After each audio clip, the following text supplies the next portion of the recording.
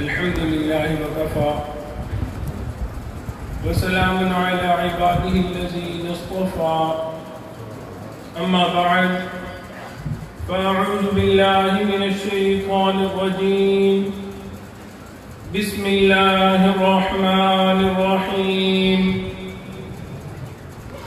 وأما من خاف مقام ربه ونهى النفس عن الهوى فإن الجنة هي المأوى سبحان ربك رب العزة عما يصفون وسلام على المرسلين والحمد لله رب العالمين اللهم صل على سيدنا ومولانا محمد وعلى آل سيدنا ومولانا محمد وبارك وسلم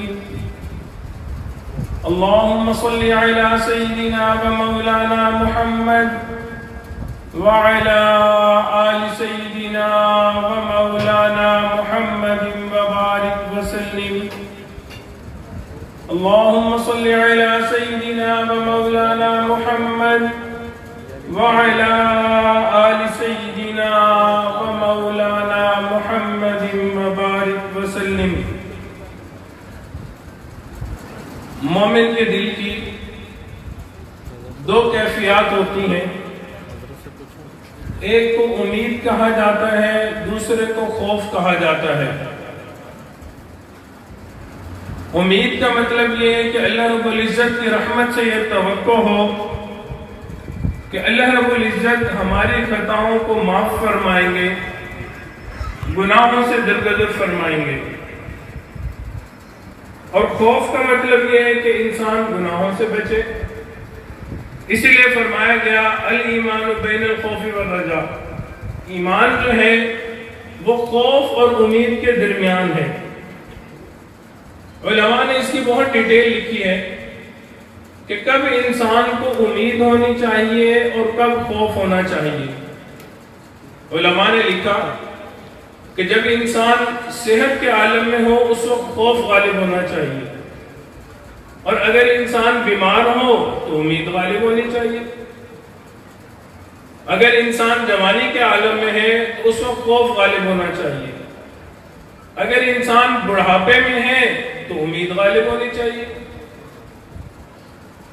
ہوتا کیا ہے کہ انسان نوجوان ہوتا ہے اور شیطان اس کو صرف امید لگا کے رکھتا ہے، اور اس امید کے چکر میں انسان سے گناہ کرواتا ہے۔ مجھے اللہ تو بڑا مہربان ہے، معاف کر دے گا، گناہ کر لو۔ گناہوں کا راستہ کھولتا ہے اور وہ کھلتا چلا جاتا ہے۔ تو مشائخ نے فرمایا کہ نہیں، اگر جوانی ہے تو اس وقت میں آپ اپنے اوپر خوف کو غالب کریں، اور اگر بڑھاپا ہے تو اس وقت میں امید غالب ہونی چاہیے۔ بوڑھے بندے کو شیطان یہ کہتا ہے کہ ساری زندگی گناہ کرتے رہے، تمہاری تو بخشش ہی کوئی نہیں ہونی، حتیٰ کہ انسان کو نا امیدی کی طرف لے جاتا ہے، مایوسی کی طرف لے جاتا ہے۔ تو اس سے منع کیا گیا۔ تو انسان جوان ہو تو اس کے اوپر خوف غالب ہو، اور بڑھاپا ہو تو اس کے اوپر امید غالب ہونی چاہیے۔ تو نوجوانوں کو چاہیے کہ اللہ رب العزت سے یہ نعمت مانگیں۔ یہ جو خوف ہے یہ اللہ رب العزت کی بہت بڑی نعمت ہے، بہت بڑی نعمت ہے۔ جس انسان کو یہ نعمت مل جاتی ہے وہ انسان اپنے آپ کو گناہوں سے بچا لیتا ہے۔ ہم نے عام طور پہ دیکھا ہے اگر کوئی اللہ کے نیک بندے ہوں، کوئی ولی ہوں، ان سے کوئی چھوٹی سی غلطی سرزد ہو جائے نا تو وہ پریشان پھر رہے ہوتے ہیں۔ آج میری تکبیر اولیٰ قضا ہو گئی، اب وہ پریشان پھر رہے ہوتے ہیں۔ ہمارے مشائخ میں سے ایک شیخ تھے، ان کے ایک مرتبہ تکبیر اولیٰ قضا ہو گئی تو گھر میں چارپائی ڈال کے بیٹھ گئے اور کہنے لگے کہ اگر گھر میں فوتگی ہوتی، کسی کا بیٹا فوت ہوتا تو لوگ آ کے تعزیت کرتے، افسوس میری تکبیر اولیٰ قضا ہوئی ہے، کوئی آ کے مجھ سے افسوس نہیں کر رہا۔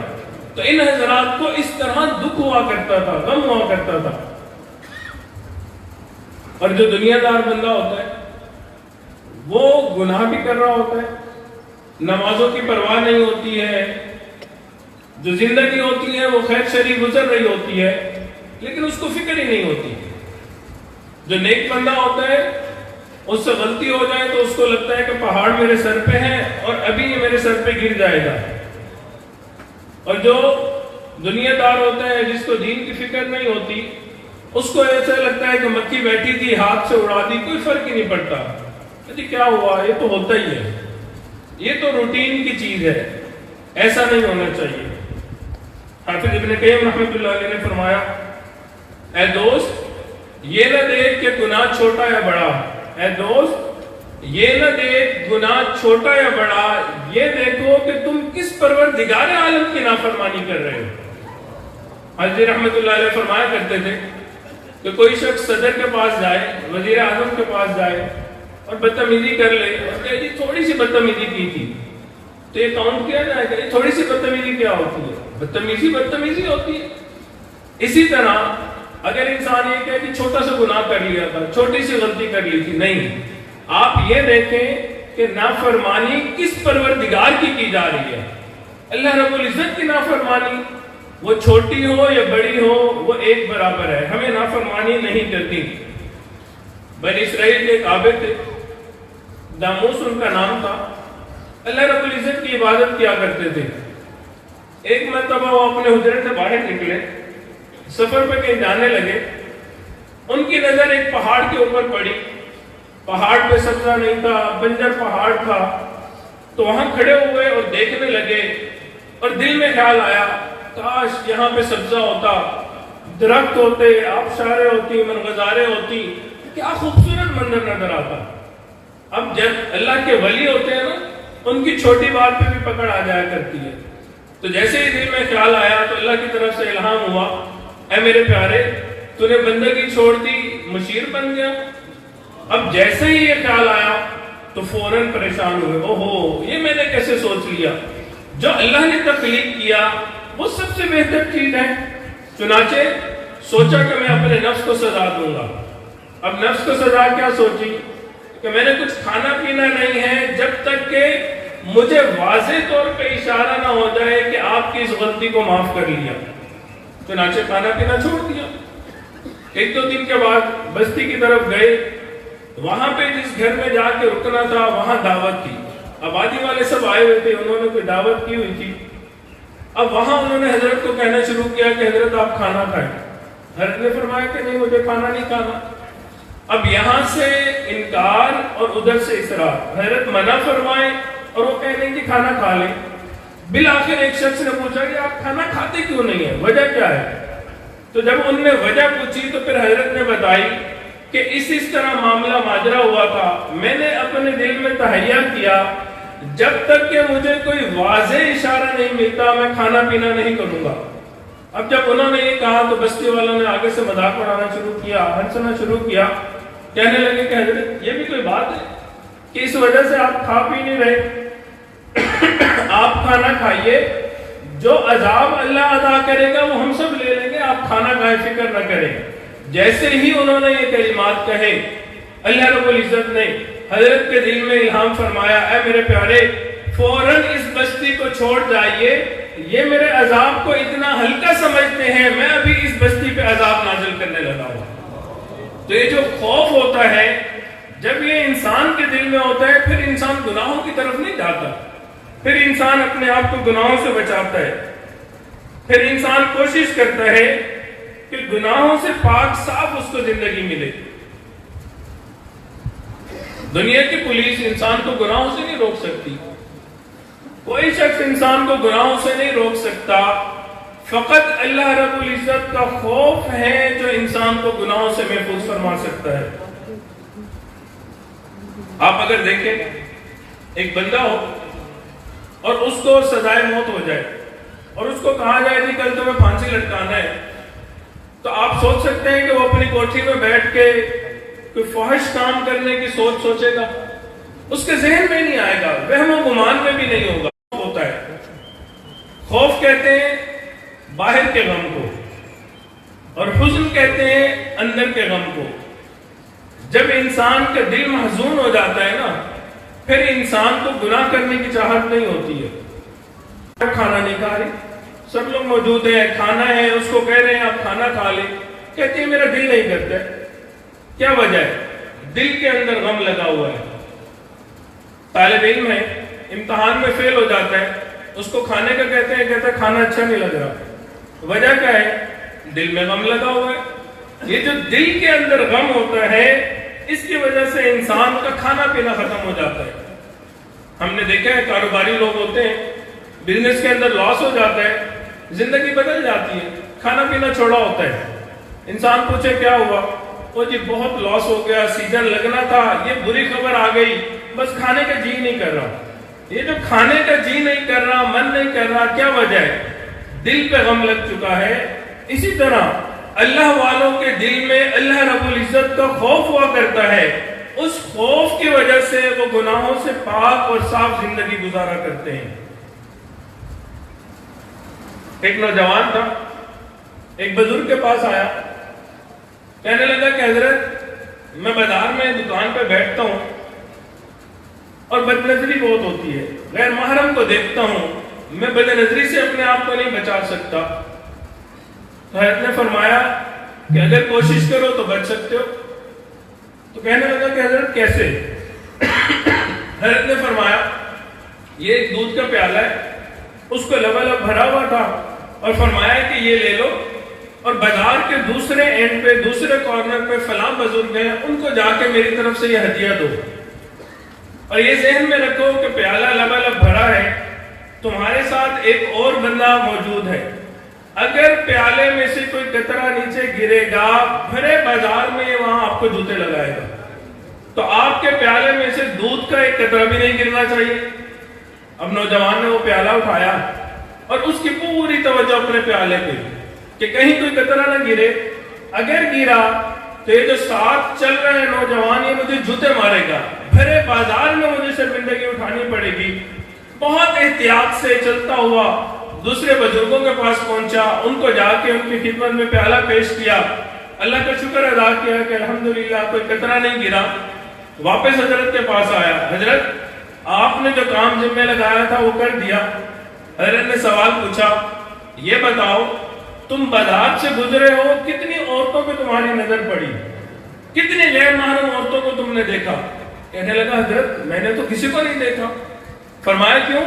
کہنے لگا حضرت پیالہ بھرا ہوا تھا, نوجوان میرے ساتھ تھا, مجھے یہ ڈر تھا کہ اگر کوئی قطرہ گرے گا بھرے بازار میں یہ مجھے مارے گا, مجھے شرمندگی اٹھانی پڑے گی. اللہ والوں نے فرمایا کہ دیکھو تمہیں احساس بھی نہیں ہوا, اللہ والوں کے دل میں جب خوف خدا ہوتا ہے, ان کے دل میں یہ ہوتا ہے ہم اس دنیا میں زندگی گزار رہے ہیں, اگر ہم گناہ کریں گے کل قیامت کے دن اللہ رب العزت پوری کائنات کے سامنے ہمارا نامہ اعمال کھولیں گے, ہمیں اپنے مشائخ اور بزرگوں کے سامنے شرمندگی اٹھانی پڑے گی. اسی وجہ سے وہ گناہوں سے اپنے آپ کی حفاظت فرماتے ہیں. تو جب انسان کے دل میں خوف ہوتا ہے پھر انسان اپنے آپ کو گناہوں سے محفوظ کرتا ہے. مجد الثانی رحمۃ اللہ علیہ نے لکھا ہے کہ اس امت میں ایسے ایسے لوگ بھی گزرے ہیں کہ 40 سال تک گناہ لکھنے والے فرشتے کو گناہ لکھنے کا موقع ہی نہیں ملا. کیا وجہ تھی؟ وہ کوئی فرشتے تھے؟ نہیں, وہ بھی انسان تھے, لیکن انہوں نے اپنے دلوں پہ محنت کی ہوئی تھی, اپنے دل سنوارے ہوئے تھے, اپنے دل بنائے ہوئے تھے. پھر اللہ رب العزت گناہوں سے حفاظت فرماتے تھے, ان کے اوپر اللہ رب العزت کا خوف حاوی رہتا تھا. حدیث مبارکہ میں نبی علیہ الصلوۃ والسلام نے تعلیم دی کہ ہم اللہ رب العزت کا خوف مانگے. اللہ رب العزت کے محبوب نے دعا سکھائی, اللہم انی اسألک من خشیتک ما تحول به بینی و بین معصیتک. اے اللہ میں آپ سے ایسی خشیت مانگتا ہوں, ایسا خوف مانگتا ہوں جو میرے اور میرے گناہوں کے درمیان آڑ بن جائے. ایک مرتبہ حضرت عبداللہ بن عمر رضی اللہ تعالیٰ عنہ جنگل میں بیٹھے ہوئے تھے. وہاں انہوں نے دیکھا کہ ایک چرواہا آیا ہے اور بہت ساری بکریاں اس کے ساتھ ہیں. تو انہوں نے اس چرواہے کو کہا کہ آؤ بھائی میرے ساتھ کھانا کھا لو. تو اس نے آگے سے جواب دیا انا صائم, میں روزہ دار ہوں, میں نے روزہ رکھا ہوا ہے. تو آپ نے دیکھا کہ اتنی گرمیاں ہیں, اتنی بکریاں چرا رہا ہے, اکیلا پھر رہا ہے اور روزہ رکھا ہوا ہے, چلو اس کا ذرا ٹیسٹ لیتے ہیں. چنانچہ اسے کہنے لگے کہ اے نوجوان ایسا کرو کہ اپنی بکریوں میں سے ایک بکری مجھے دے دو، میں تمہیں پیسے دے دیتا ہوں اور تم اپنے پاس رکھ لینا۔ تو وہ کہنے لگا کہ بکریاں میری نہیں ہیں، میرے مالک کی ہیں۔ تو انہوں نے کہا کہ تم اس کو کہہ دینا کوئی بھیڑیا آیا تھا بکری کھا گیا، تو میں بکری کو ذبح کرتا ہوں، تم بھی کھانا میں بھی کھاؤں گا، دونوں مل کے کھانا کھائیں گے۔ جب انہوں نے یہ کہا نا کہ بھئی مالک تو یہاں موجود نہیں، تم اسے کہہ دینا کہ بھیڑیا بکریاں کھا گیا، تو آگے سے وہ پوچھنے لگا فَإِنَ اللَّهُ، پھر اللہ کہاں ہے؟ تو یہ جو صحابہ کرام کی اللہ کے محبوب نے تربیت کی تھی وہ ایسی تھی کہ کوئی نہیں بھی ہوتا تھا تو وہ کہتے تھے فَإِنَ اللَّهُ، اللہ کدھر ہے؟ اور آج ہمارا یہ حال ہے، لوگوں کے سامنے تو ہم گناہوں سے بچتے ہیں، بڑے پارسا بنے پھرتے ہیں، اور جہاں خلوت میسر آتی ہے انسان کی زندگی بدل جاتی ہے۔ انسان کے ہاتھ میں سیل فون ہوتا ہے، حضرت اس کا ہیلپ فون فرمایا کرتے تھے، گناہوں میں انسان مگن ہوتا ہے، پرواہ نہیں ہوتی انسان کو۔ حضرت عمر رضی اللہ تعالیٰ عنہ کے زمانے میں مشہور واقعہ ہے کہ رات میں گشت فرما رہے تھے، ایک گھر سے آواز آئی، ماں اور بیٹی آپس میں مکالمہ کر رہی ہیں۔ ماں بیٹی سے پوچھتی ہے بیٹا آج بکری میں دودھ کتنا دیا؟ تو بیٹی کہتی ہے ماں تھوڑا دودھ ہے۔ ماں نے کہا بیٹا اس میں پانی ملا دو، لینے والوں کو تو دودھ پورا چاہیے ہوگا۔ تو بیٹی نے آگے سے کہا عمر نے منع کیا ہے، عمر کو خدا نے منع کیا ہے، دودھ میں پانی نہیں ملانا۔ تو آگے سے ماں کہنے لگی بیٹا عمر یہاں کہاں موجود ہے، آپ اس میں پانی ملا دو۔ جب انہوں نے یہ کہا تو بیٹی نے آگے سے جواب دیا فَإِنَ اللَّهُ، اے ماں اگر عمر موجود نہیں ہے تو عمر کا خدا تو یہاں پہ موجود ہے۔ حضرت عمر رضی اللہ تعالیٰ عنہ نے بات سنی، کتابوں میں لکھا ہے انہوں نے اس بچی کو پسند کیا کہ اس کے دل میں ایسا خوف خدا ہے، چنانچہ انہوں نے اس بچی کی شادی کروائی۔ یہ جوان العمر لڑکی تھی جس کو اپنے بیٹے کے لیے پسند کیا، یہی لڑکی بڑی ہو کے عمر بن عبدالعزیز رحمت اللہ علیہ کی نانی بنی۔ جب انسان ایسی نیکی تقوی والی زندگی گزارتا ہے پھر اللہ رب العزت اولاد بھی اس طرح کی نیک عطا فرمایا کرتے ہیں۔ یہ جو خوف خدا ہے مشائخ نے اس کے مختلف درجات بتائے ہیں، مختلف قسمیں ہیں خوف کی۔ پہلی قسم اس کو عوام الناس کا خوف کہا جاتا ہے۔ عوام الناس کا خوف کیسا ہے؟ بچے کی طرح ہے، بچہ غلطی کرتا ہے، اب اس کو پتا ہوتا ہے کہ نہیں میں نے غلطی کی ہے، امی آئیں گی ابو آئیں گے تھپڑ لگے گا، مار پڑے گی۔ تو عوام الناس کا بھی یہی حال ہوتا ہے، گناہ کرتے ہیں اور ان کو پتا ہوتا ہے کہ ہم نے گناہ کیا ہے، اب ہمیں اس کی سزا ملے گی۔ تو عوام الناس کا خوف اس طرح کا ہوتا ہے جیسے بچے کا خوف ہو۔ دوسری قسم کا خوف اس کو صالحین کا خوف کہا جاتا ہے کہ وہ اپنی طرف سے تو نیکی کرتے ہیں مگر ساتھ ڈر بھی رہے ہوتے ہیں کہ پتہ نہیں نیکی قبول ہوگی یا نہیں ہوگی۔ تیسری قسم کا خوف اس کو عارفین کا خوف کہا جاتا ہے، نیکی کرتے ہیں مگر سمجھتے ہیں کہ اللہ رب العزت کے سامنے اس نیکی کی کوئی حیثیت نہیں ہے، پتہ نہیں ہماری یہ نیکیاں قبول ہوں گی یا نہیں ہوں گی۔ امام اعظم ابو حنیفہ رحمۃ اللہ علیہ 40 سال تک عشاء کے وضو سے فجر کی نماز ادا کرتے رہے، بیت اللہ شریف تشریف لے کے گئے، مقام ابراہیم پہ 2 رکعت نفل پڑھے، 2 رکعت نفل کرنے کے بعد دعا کے لیے ہاتھ اٹھائے اور کیا دعا مانگی؟ ما عبدناک حق عبادتک، اے اللہ جس طرح آپ کی عبادت کرنے کا حق تھا میں وہ حق ادا نہ کر سکا۔ سبحان اللہ، ہمارے پاس تو 40 راتیں بھی ایسی نہیں ہیں کہ جو اللہ کو دکھا سکے۔ 40 سال اس طرح کی زندگی گزاری اور پھر اللہ رب العزت کے سامنے کیا فرما رہے ہیں؟ اے اللہ جو عبادت کا حق تھا میں وہ حق ادا نہ کر سکا۔ اور ایک اس سے بھی بلند درجے کا خوف ہوتا ہے، اسے کاملین کا خوف کہا جاتا ہے۔ یہ وہ حضرات ہوتے ہیں جو ڈرتے بھی ہیں کرتے بھی ہیں، ان کو اللہ رب العزت کی شان بے نیازی سے بہت ڈر لگتا ہے۔ وہ جانتے ہیں ہماری یہ ساری عبادات اللہ رب العزت کی شان کے بہت نیچے رہ جاتی ہیں، اللہ رب العزت کی بے نیازی والی نظر اٹھتی ہے، انسان کی عبادت کو ٹھکرا کے رکھ دیا جاتا ہے۔ بلمبور تو مشہور واقعہ ہے، 400 سال کی عبادت کو ٹھکرا کے رکھ دیا، ہمارے پاس تو 40 سال کی عبادت موجود نہیں ہے۔ تو یہ وہ لوگ ہوتے ہیں جن کو اللہ رب العزت کی شان بے نیازی سے ڈر لگتا ہے۔ نبی علیہ الصلوۃ والسلام نے ارشاد فرمایا قرب قیامت میں ایک وقت ایسا آئے گا تم دیکھو گے ایک آدمی صبح اٹھے گا ایمان والا ہوگا، شام کو گھر لوٹ کے واپس آئے گا، بستر پہ آئے گا ایمان سے خالی ہوگا۔ اور حقیقی بات یہ ہے آج وہ دور آ چکا ہے۔ کتنے نوجوان ایسے ہوتے ہیں گھر سے نکلتے ہیں ایمان والے ہوتے ہیں، باہر فتنوں میں مبتلا ہوتے ہیں، ایمان ضائع کر کے گھر واپس لوٹ رہے ہوتے ہیں۔ ایک صحابی بیٹھے رو رہے تھے، کسی نے پوچھا کہ حضرت کیوں رو رہے ہیں؟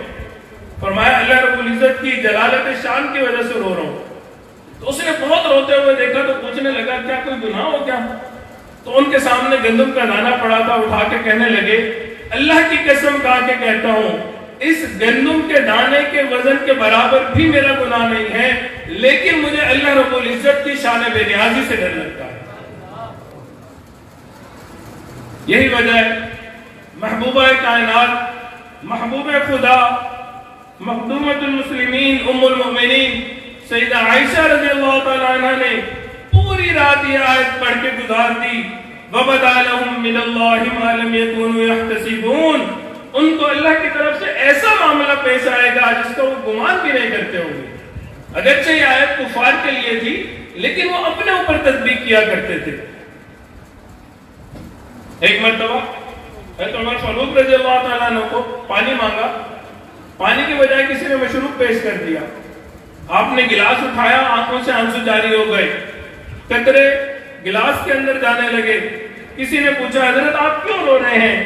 فرمایا مجھے قرآن مجید کی ایک آیت رلا رہی ہے، ایسا نہ ہو عمر ابن خطاب کو کہہ دیا جائے اذهبتم طیباتکم فی حیاتکم الدنیا واستمتعتم بها، تم اپنی نعمتیں دنیا کے اندر لوٹ چکے ہو، تم نے بڑے مزے لے لیے، ایسا نہ ہو مجھے یہ جو نعمتیں مل رہی ہیں یہاں پہ حساب برابر کر دیا جائے، کل قیامت کے دن کوئی اجر مجھے نہ ملے۔ کون ہے؟ مراد مصطفیٰ ہیں، اشرف و بشرہ میں سے ہیں، خلیفۃ المسلمین ہیں۔ دل میں خوف خدا اتنا ہے، اتنا روتے تھے، اتنا کثیر البکا تھے، آنسو کی وجہ سے چہرے کے اوپر لائنیں بن گئی تھی۔ اللہ رب العزت کا ایسا خوف دل کے اندر تھا۔ امام احمد بن حنبل رحمۃ اللہ علیہ کا مشہور واقعہ ہے، آپ کا آخری وقت تھا، شاگردوں نے کہا کہ کلمے کی تلقین کی جائے، انہوں نے کلمہ پڑھنا شروع کیا، کلمے کی تلقین کی، حضرت فرماتے لا، پھر خاموش ہو جاتے، پھر تھوڑی دیر بعد فرماتے لا، پھر خاموش ہو جاتے۔ 2-3 دفعہ اس طرح کا معاملہ ہوا تو شاگرد بڑے پریشان کہ حضرت کلمہ نہیں پڑھ رہے، کلمہ جاری نہیں ہو رہا۔ اللہ کی شان، اللہ رب العزت نے طبیعت کو سنبھال دیا، حضرت کی طبیعت بہتر ہوئی۔ شاگردوں نے پوچھا کہ حضرت اس طرح کا معاملہ ماجرا تھا، ہم کلمے کی تلقین کر رہے تھے، آپ لا لا فرما رہے تھے۔ حضرت نے فرمایا دیکھو اس وقت شیطان میرے سامنے آیا، مجھے کہنے لگا احمد ابن حنبل تجھے مبارک ہو، تو ایمان بچا کے اس دنیا سے چلا گیا، اور میں کہہ رہا تھا لا لا نہیں نہیں اے بدبخت، جب تک میں اس دنیا سے نہیں جا سکتا تیرے شر سے مجھے کوئی امان نہیں ہے۔ یہ وہ حضرات تھے جنہوں نے زندگیاں گزاری تھی لیکن آخری وقت تک ان کو خوف خدا تھا، شیطان کے نفس کے عیاریوں اور مکاریوں کو جانتے تھے، ڈرتے تھے۔ صحابہ و تابعین میں، تبع تابعین میں، ان تینوں ادوار کے اندر بے تحاشا اس طرح کے واقعات ملتے ہیں۔ حسن بصری رحمۃ اللہ علیہ چل کے آیا کرتے تھے، کتابوں میں لکھا ہے ایسے لگتا تھا جیسے کوئی والد یا جیسے کوئی نوجوان اپنے والد کو دفنا کے آ رہا ہو، اس طرح کی ان کی حالت ہوا کرتی تھی۔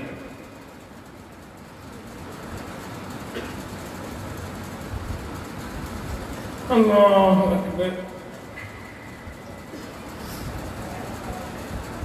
تو معزز جماعت، جہاں پہ ہمیں اللہ رب العزت سے بہت ساری نعمتیں مانگنی ہیں، اس اجتماع میں، اس نشست میں ہم نے اللہ رب العزت سے اللہ کا خوف بھی مانگنا ہے۔ یہ بہت بڑی نعمت ہے اور اس نعمت کی وجہ سے انسان گناہوں سے بچ جاتا ہے۔ انسانوں اور جنوں کے علاوہ ساری مخلوق کو مقام خوف حاصل ہے۔ اے انسان تو اشرف المخلوقات ہے مگر تیرے دل میں خوف خدا نہیں ہے، تو ہی سرکشی کرتا پھرتا ہے، تو ہی گناہ کرتا پھرتا ہے. تجھے تو چاہیے تھا کہ سب سے زیادہ خوف تیرے دل کے اندر ہوتا. حدیث مبارکہ میں نبی علیہ السلام معراج پہ تشریف لے گئے. آقا علیہ السلام نے ایک فرشتے کو دیکھا, بہت بڑا تھا, بہت سارے پر تھے, سجدے کے اندر تھا, اس کا جسم کانپ رہا تھا, کانپنے کی وجہ سے آواز آ رہی تھی. آقا علیہ السلام نے جبرائیل امین سے پوچھا کہ اے جبرائیل یہ کیا معاملہ ہے؟ انہوں نے کہا محبوب اللہ رب العزت نے اس فرشتے کو پیدا کیا سجدے کے اندر, قیامت تک یہ فرشتہ سجدے کے اندر رہے گا, اسی طرح اپنی پوری زندگی گزار دے گا. فرمایا یہ کام کیوں رہا ہے؟ کہنے لگے اللہ رب العزت کے خوف کی وجہ سے کانپ رہا ہے. وہ فرشتہ جو ساری زندگی سجدے میں وقت گزارے گا وہ اللہ کے خوف سے کانپتا ہے. تو کیا معزز جماعت ہمیں اللہ رب العزت کا خوف نہیں ہونا چاہیے؟ ہمیں تو اللہ رب العزت کا بہت زیادہ خوف ہونا چاہیے. حدیث مبارکہ میں ایک صحابی تھے, نبی علیہ السلام کی خدمت میں تشریف لائے. اللہ کے محبوب میں آپ کی خدمت میں حاضر ہوں, آپ کو ایک شکایت لگانی ہے. محبوب نے پوچھا کیا شکایت ہے؟ فرمانے لگے میرے پاس ایک اونٹ ہے, میں اس کے کھانے پینے کا اچھا ارینجمنٹ کرتا ہوں, اچھا بندوبست کرتا ہوں, میں اس کے اوپر وزن لاتا ہوں, وہ وزن اٹھاتا ہے, میں جا کے اپنا کام کاروبار کرتا ہوں, وہ میرا ساتھ دیتا ہے. جب میں واپس آتا ہوں میں آ کے تھکا ہوتا ہوں, سو جاتا ہوں. رات کو وہ ایسی آوازیں نکالتا ہے کہ میری نیند خراب ہوتی ہے, وہ مجھے سونے نہیں دیتا. آقا علیہ السلام نے بات سن لی, فرمایا مدعی کی بات سن لیں, مدعی علیہ کو بھی بلایا جائے. چنانچہ اونٹ کو لایا گیا. کتابوں میں لکھا ہے اونٹ محبوب علیہ السلام کے سامنے ایسے بیٹھ گیا جیسے تیات میں بیٹھا جاتا ہے.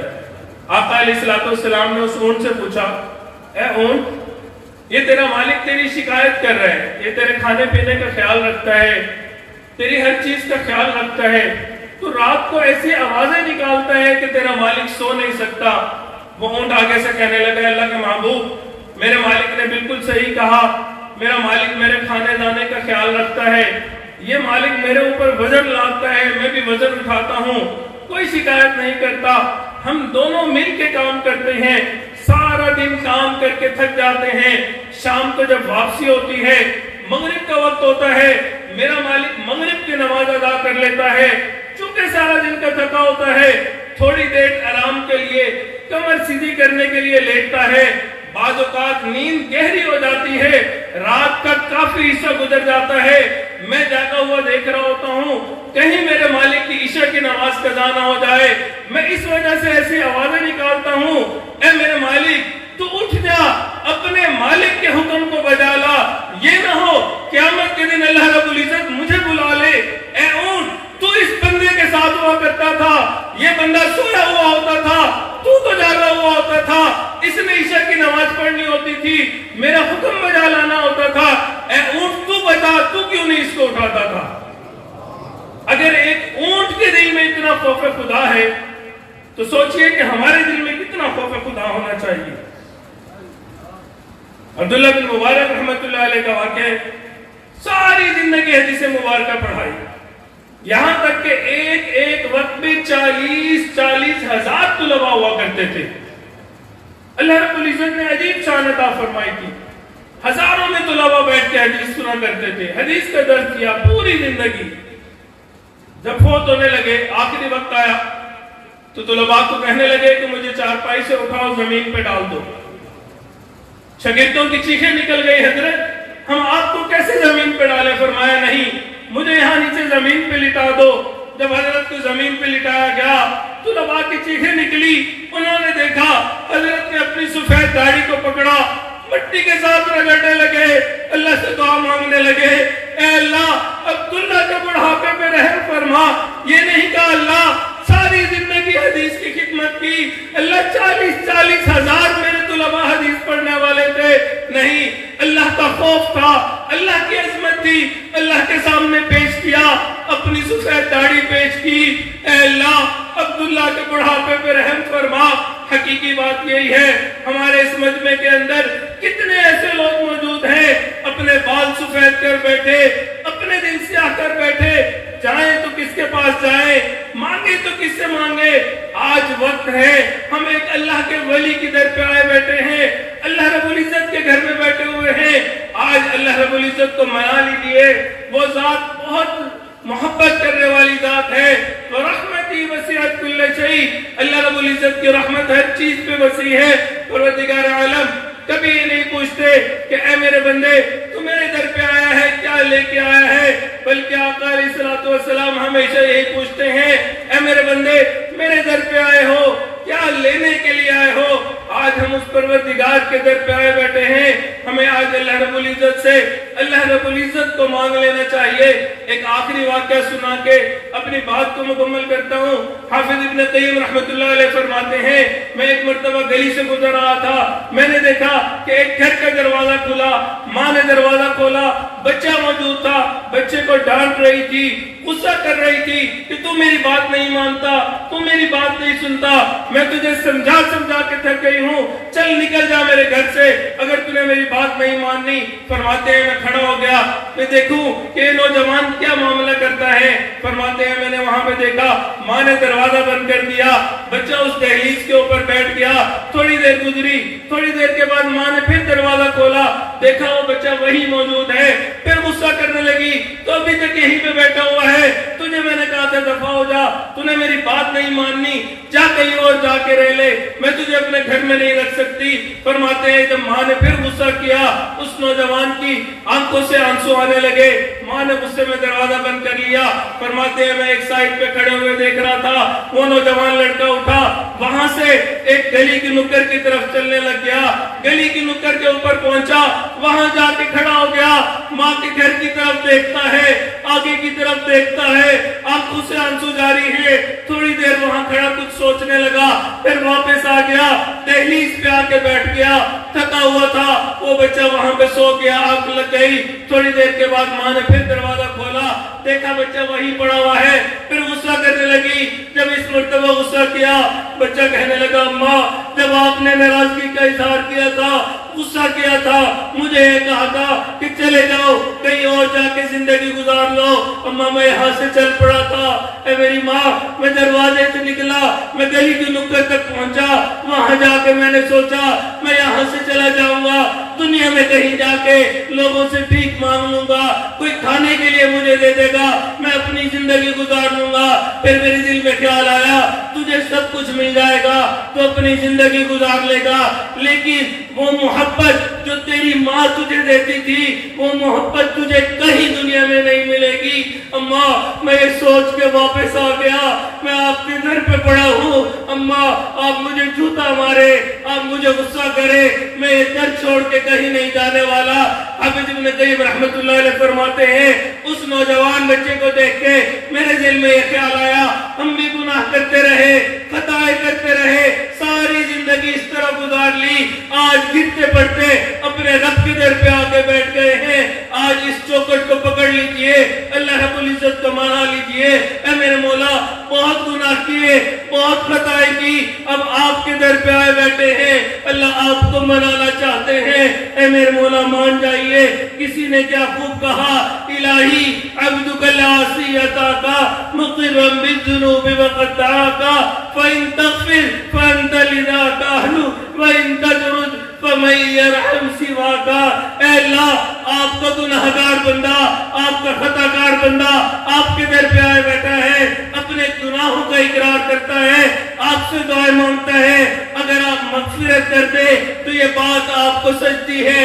اے میرے مولا اگر آپ نے اپنے در سے دھتکار دیا, دنیا میں کون رحم کرنے والا ہے, کون منہ لگانے والا ہے. حقیقی بات یہ ہے اللہ رب العزت کے در پہ 90 سال کا بوڑھا آتا ہے, ہاتھ میں لڑکھڑا رہے ہوتے ہیں, لاٹھی ہوتی ہے, کمر جھکی ہوتی ہے, بال سفید ہو جاتے ہیں, منہ میں دانت نہیں ہوتے, پیٹ میں آنکھ نہیں ہوتی, اللہ رب العزت کے در پہ آ کے بیٹھتا ہے. پروردگار عالم یہ پوچھتے ہی پوچھتے اے بوڑھے ساری زندگی تو کہاں گزار کے آیا, جوانی تو نے کہاں پہ گزاری, اب بڑھاپا آ گیا, کوئی تجھے منہ نہیں لگاتا, اب تو میرے در پہ چل کے آ گیا. بلکہ اللہ رب العزت اس بوڑھے کے در پہ آنے کو قبول فرماتے ہیں. قدردانی فرماتے ہیں. حقیقی بات یہ ہے اللہ رب العزت کی رحمت بہت وسیع ہے. وَرَحْمَتِي وَسِعَتْ كُلَّ شَيْءٍ. اللہ رب العزت کی رحمت ہر چیز سے وسیع ہے. حقیقی بات یہ ہے آج ہمارے پاس موقع ہے, اس موقع کو غنیمت جانیے. یہ اللہ والے ان محفلوں میں موجود ہیں. ہمیں نہیں معلوم کل ہمیں صحبت نصیب ہو یا نہ ہو, ہماری زندگی کتنی ہے. حقیقی بات یہ ہے پچھلے سال اجتماع میں میرے والد میرے شیخ یہاں موجود تھے, آج وہ یہاں موجود نہیں ہے. یہ جو اللہ والے موجود ہیں اللہ رب العزت ہمیں ان کی قدردانی کی توفیق عطا فرمائے. ان محفلوں سے فائدہ اٹھا لیجئے, اپنے دل میں خوف خدا پیدا کیجئے, گناہوں سے بچیے, پاک صاف زندگی گزاریے. دل میں یہ عزم اور جزم کر کے یہاں سے اٹھیے کہ ہم نے گناہوں سے پاک زندگی گزارنی ہے. جب ہم اس ارادے کے ساتھ یہاں سے اٹھیں گے اللہ رب العزت گناہوں سے ہماری حفاظت فرمائیں گے. دعا ہے اللہ رب العزت ہمیں اپنے مقربین اور مقبول بندوں میں شامل فرمائے. وآخر دعوانا ان الحمد للہ رب العالمین. مراقبہ کر لیجیے, تھوڑی دیر کے لیے آنکھوں کو بند کر لیں, سر پہ چھپا لیں. دنیا جو کچھ دنیا میں ہے اس سے ہٹ کٹ کے اللہ رب العزت کی یاد میں ڈوب جائے.